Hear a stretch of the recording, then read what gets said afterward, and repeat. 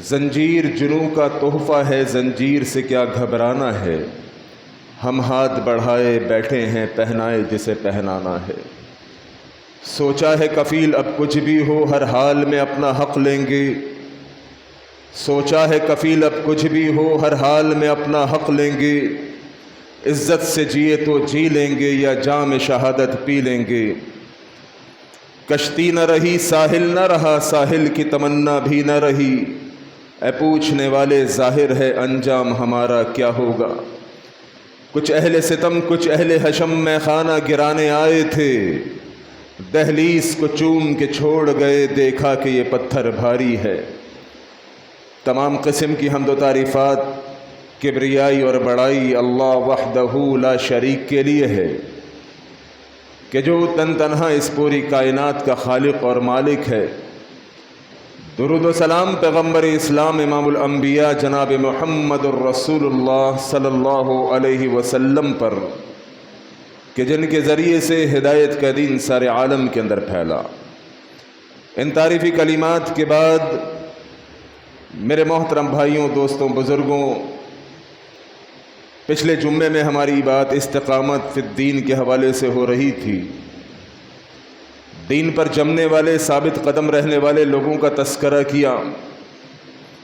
وقت چونکہ جمعے کے خطبے میں انتہائی مختصر ہوتا ہے، لہذا کچھ باتیں اور اس کا ترجمہ اور تفسیر حامیم سجدہ کی آیات کا آج کے جمعے کے لیے رکھا ہے۔ جائے کہ آج بھی یہ موضوع طویل ہے، لیکن چونکہ آئندہ جمعہ کہیں اور ہوگا، اس لیے آج کے جمعے میں اختصار کے ساتھ اس ٹاپک کو کلوز کرنا چاہوں گا۔ سورۃ البروج اور اسی طرح سے صحیح مسلم کے اندر تفصیلاً اللہ کے نبی علیہ الصلاۃ والسلام نے دین پر ثابت قدم رہنے والوں کا تذکرہ فرمایا ہے۔ نبی علیہ الصلاۃ والسلام صحابہ اکرام کو ایک واقعہ سنا رہے تھے۔ فرمایا اللہ کے نبی نے کہ دیکھو پچھلے وقتوں میں ایک بادشاہ تھا، اس بادشاہ کے پاس ایک جادوگر تھا۔ یہ کوئی قصہ کہانی نہیں ہے، ہمارا دین قصے کہانیوں پر، خوابوں پر نہیں ہے۔ یہ وہ قصہ ہے، یہ وہ واقعہ ہے جو اللہ رب العالمین نے قرآن مجید سورۃ البروج کے اندر تذکرہ فرمایا، اور اس کی تفصیلاً تفسیر جو ہے وہ صحیح مسلم میں موجود ہے۔ پیارے آقا علیہ الصلوۃ والسلام نے فرمایا کہ پچھلے وقتوں میں ایک بادشاہ تھا، اس کے پاس ایک جادوگر تھا۔ وہ جادوگر تماشے دکھاتا، لوگوں کے ایمان کو برباد کرتا، اپنے علم کا روب لوگوں پر ڈالتا اپنے جادو کے ذریعے سے۔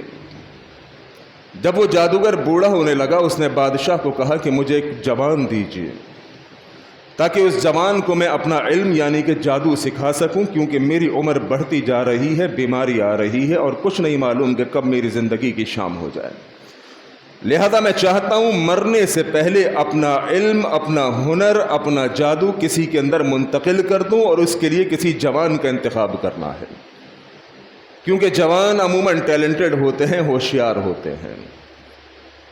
لہذا بادشاہ نے ایک نوجوان بچے کا انتخاب کیا اور وہ جادوگر کے حوالے کر دیا، جس کو بادشاہ اپنے طور پہ بریلینٹ سمجھتا تھا، ٹیلنٹڈ سمجھتا تھا، انٹیلیجنٹ، ہوشیار سمجھتا تھا۔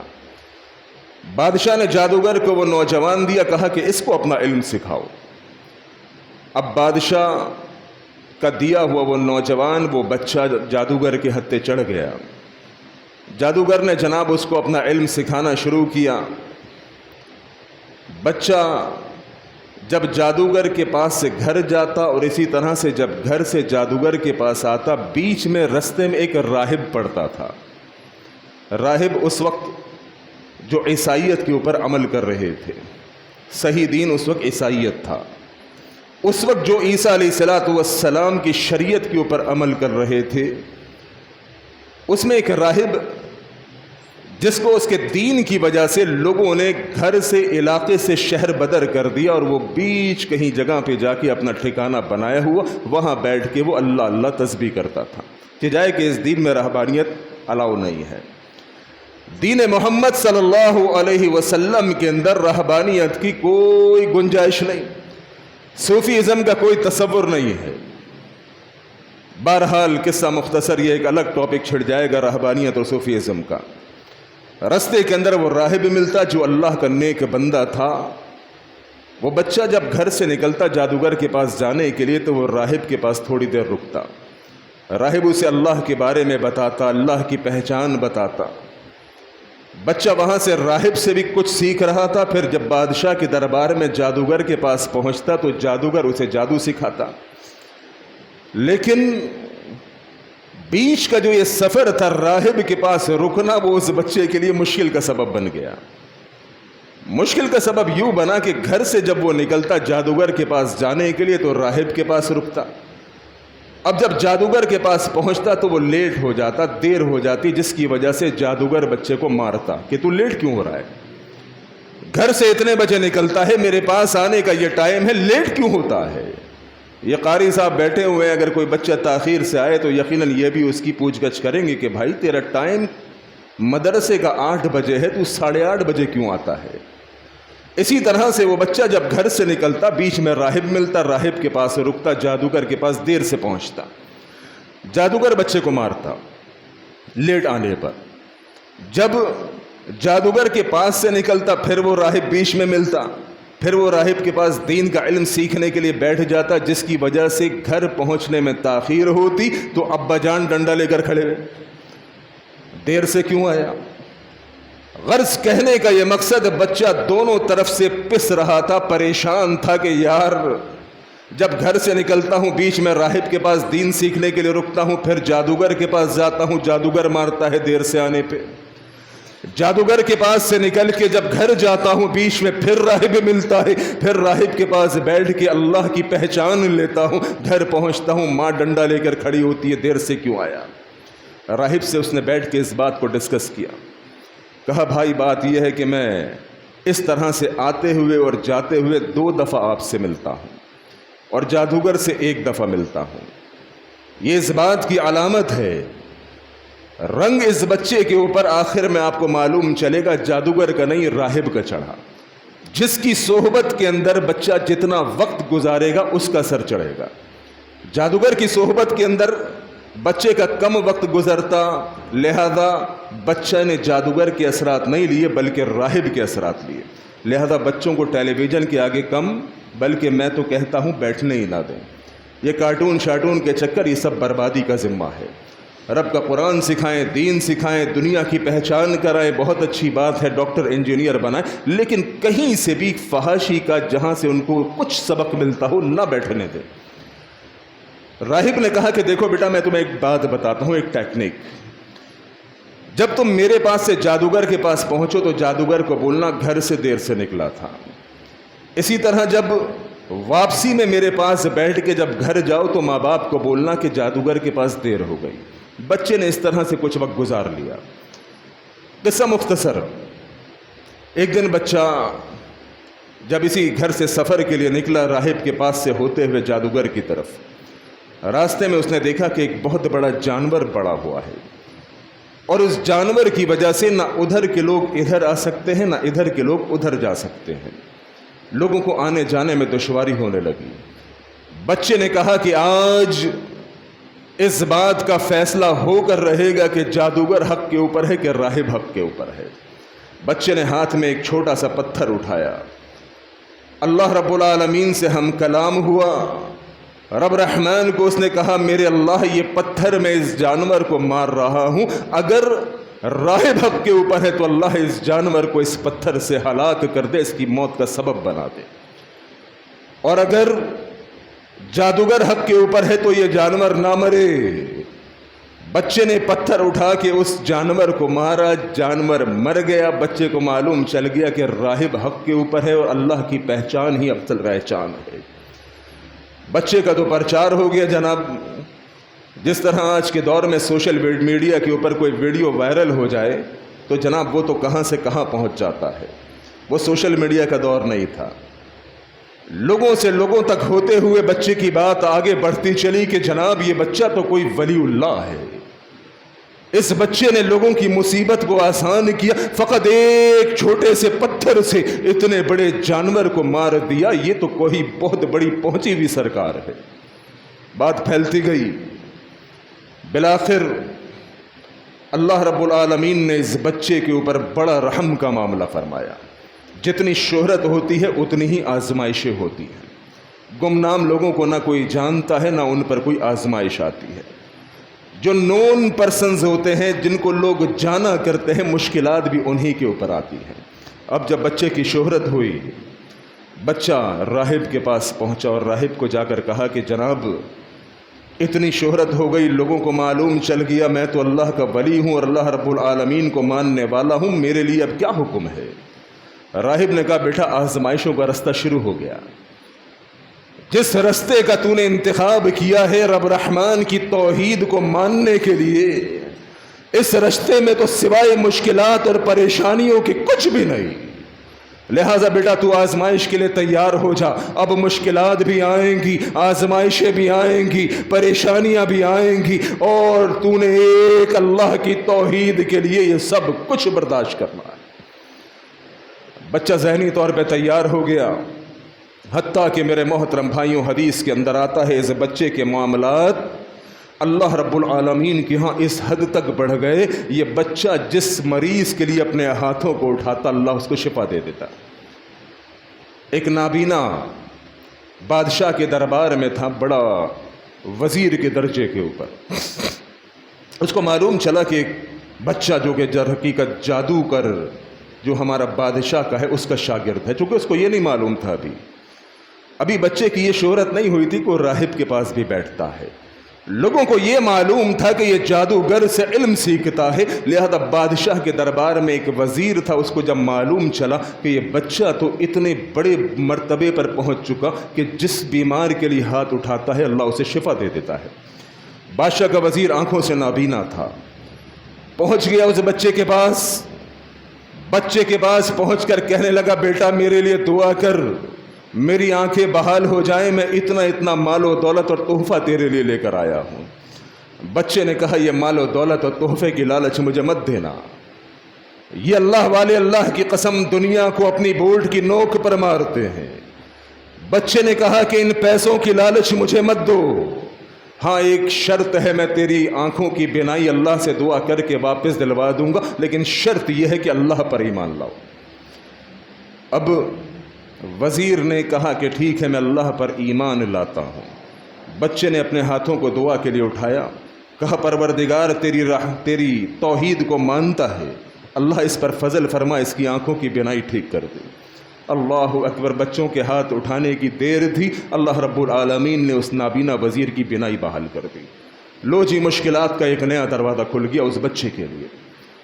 چونکہ بچہ بادشاہ یہ سمجھتا تھا کہ یہ خالی میرے جو جادوگر ہے اس سے علم سیکھتا ہے. اب جب یہ وزیر بادشاہ کے پاس پہنچا اور آنکھیں لے کر پہنچا، آج بادشاہ کے ساتھ آنکھوں میں آنکھیں ڈال کر بات کرنے والے وزیر، بادشاہ نے کہا تیری بینائی کیسے آئی؟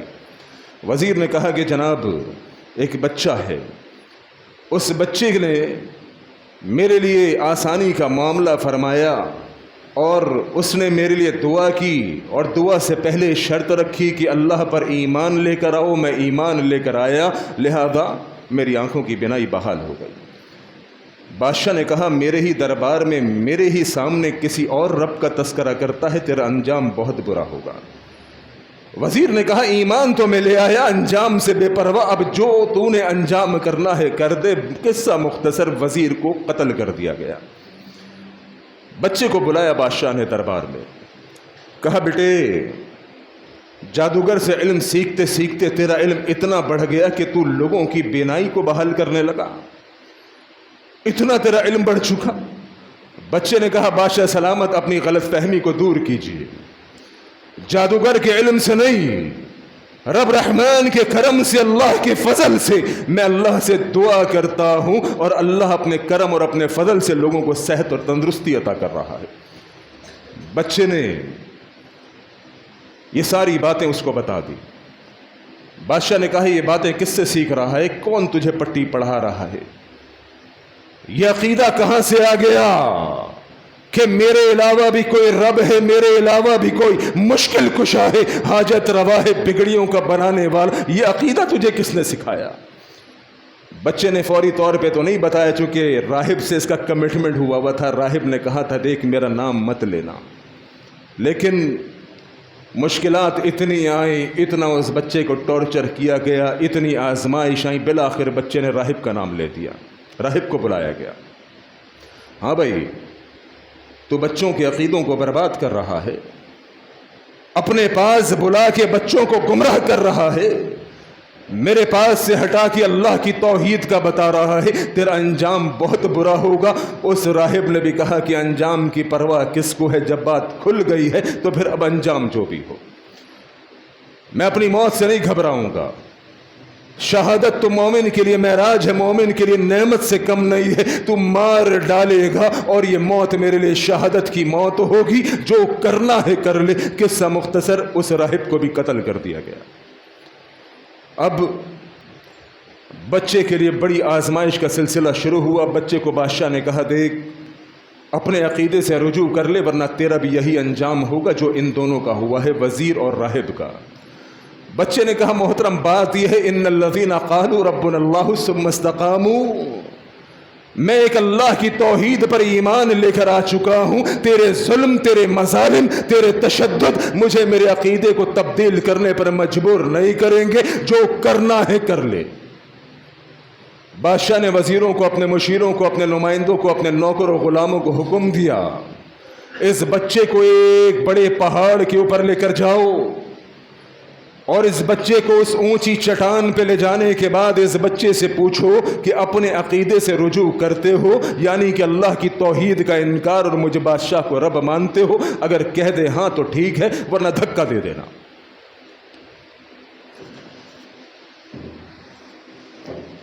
بہرحال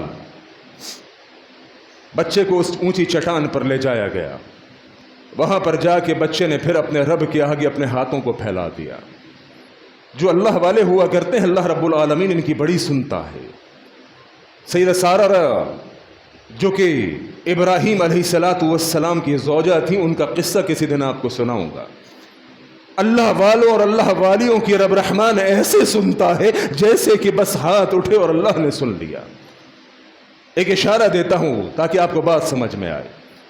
یہاں پہ اس واقعے کو روک کر کے بچے کو اس اونچی چٹان پہ چڑھا دیا گیا. سارہ حسین و جمیل سیدنا ابراہیم کی زوجہ تھی. بادشاہ جو تھا اس ملک کا وہ بڑا حسن پرست تھا. اس کا قانون یہ تھا کہ جو بھی خوبصورت عورت میرے ملک سے گزرے گی، میرے ملک میں ہوگی، اسے میرے سامنے پیش کیا جائے گا. اسی طرح سارہ ابراہیم علیہ السلام کے ساتھ ہجرت کے ایک سفر کے اوپر تھی کہ سارہ کو کڈنیپ کر کے بادشاہ کے دربار میں پہنچایا گیا.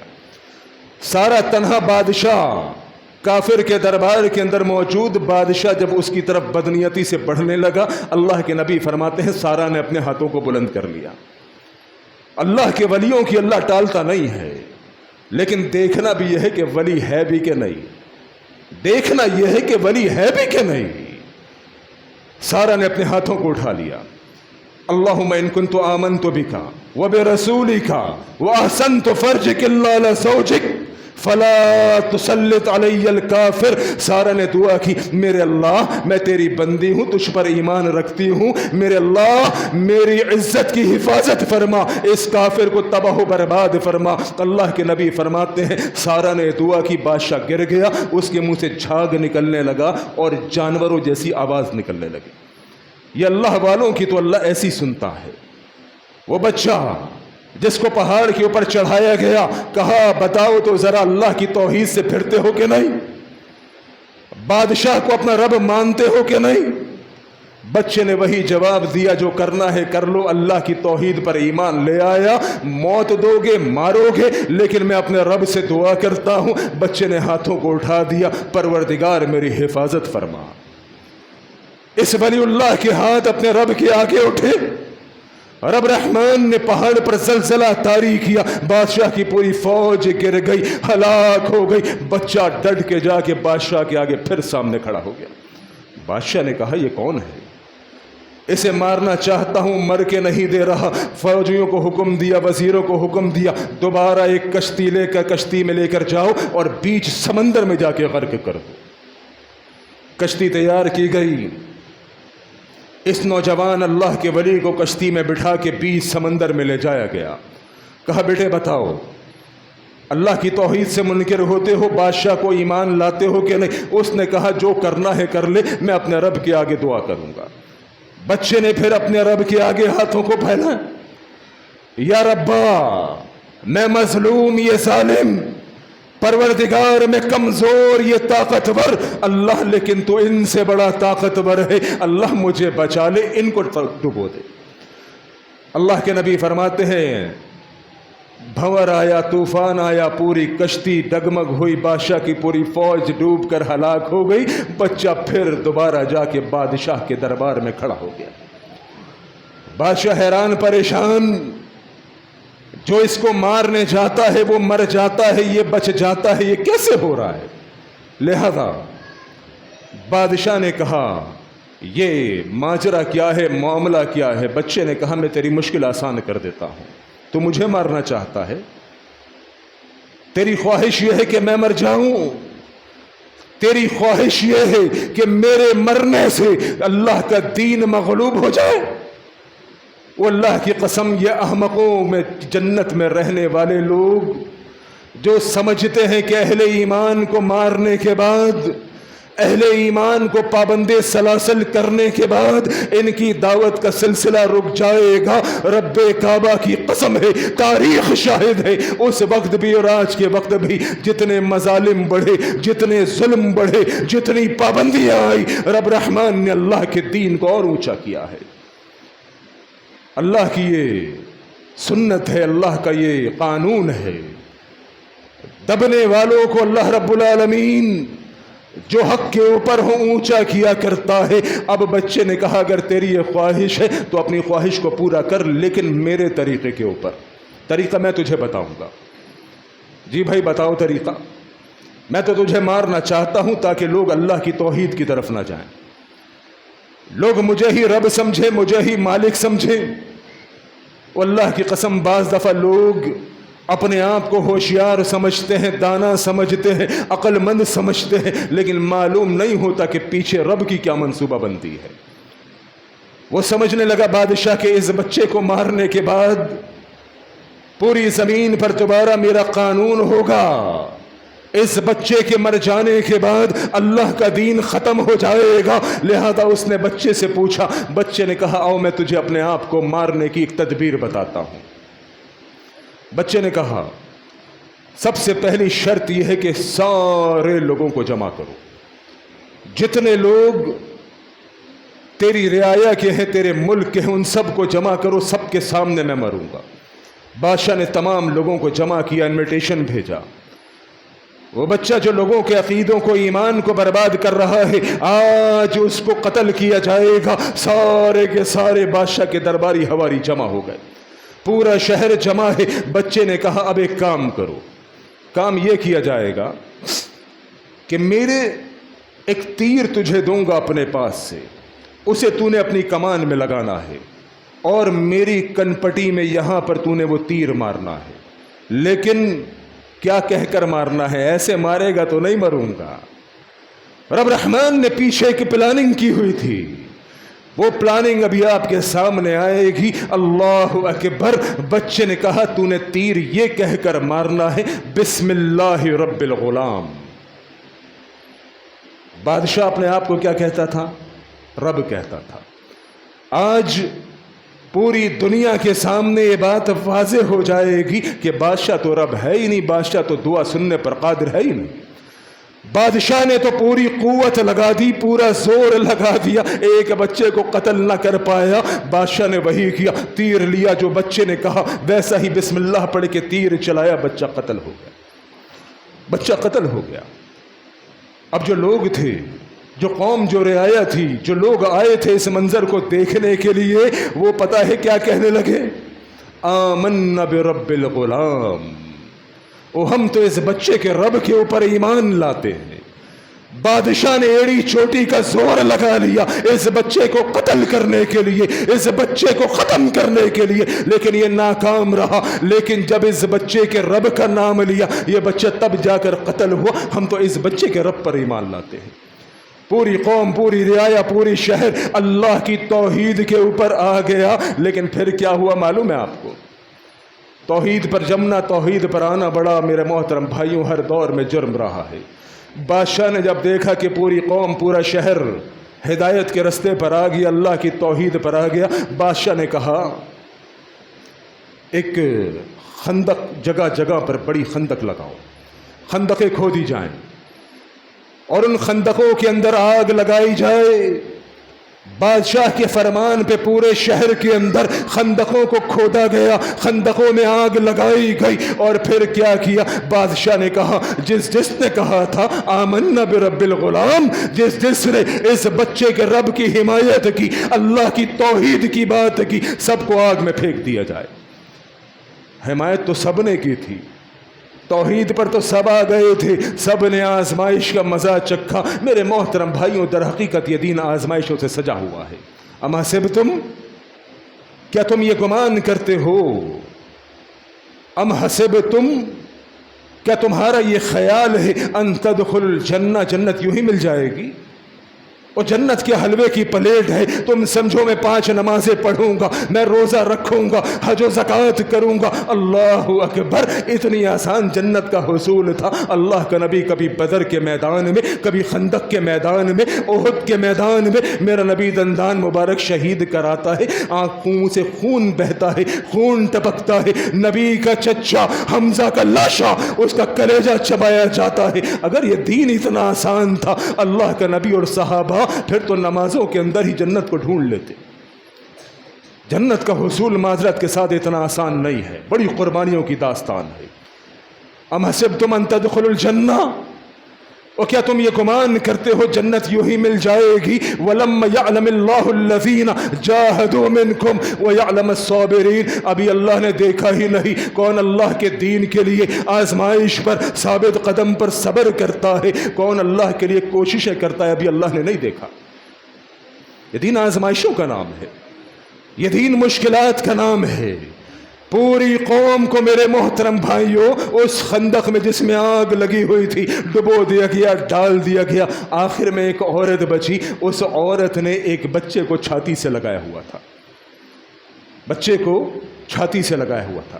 بچہ ماں کا دودھ پی رہا تھا. آپ کو معلوم ہے ماں کو سارے بچے بڑے محبوب، لیکن وہ بچہ جو چھاتی سے لگا دودھ پی رہا ہو، وہ بچہ ماں کو سب سے زیادہ محبوب. ماں نے بادشاہ کے حواریوں کو کہا ظالم، اس معصوم کی جان تو بخش دو. ماں کے دل میں خیال آیا بچے کی جان بچانے کے لیے، حالانکہ ماں کے سارے بچے آگ کی نظر ہو چکے تھے، لیکن دودھ پیتے بچے سے ماں کو بہت انسیت. میرے بزرگ بیٹھے ہیں، اگر ان کی مائیں زندہ ہیں، اللہ اللہ اللہ، ان کی ماں کو ان بزرگوں سے محبت. لیکن جو بچہ ماں کی چھاتی سے چمٹا ہوتا ہے اس سے ماں کو کچھ زیادہ انسیت ہوتی ہے. یہ قدرتی اللہ کی طرف سے ہے. ماں نے سوچا کہ دین ایمان تو میرے اندر موجود ہے، اللہ کی توحید کا اقرار ہے، بچے کی جان بچانے کے لیے کلمہ کفر اختیار کر لیتی ہے. بچے کی جان بچانے کے رب رحمان نے بچے کو قوت گویائی دی. کہا ماں کیا کر رہی ہو؟ معصوم دودھ پیتا بچہ، رب رحمان نے اس بچے کو قوت گویائی عطا کی اور بچے نے اپنی ماں سے خطاب کیا اماں جان کیا کر رہی ہو؟ میری اور اپنی جان بچانے کے لیے توحید کو چھوڑ کر کلمہ کفر کو اختیار کرو گی؟ نہیں اماں، اس آگ میں کود جاؤ، اس کے بعد تو جنتیں ہیں، اس تکلیف کے بعد رب رحمان کی جنت ہے.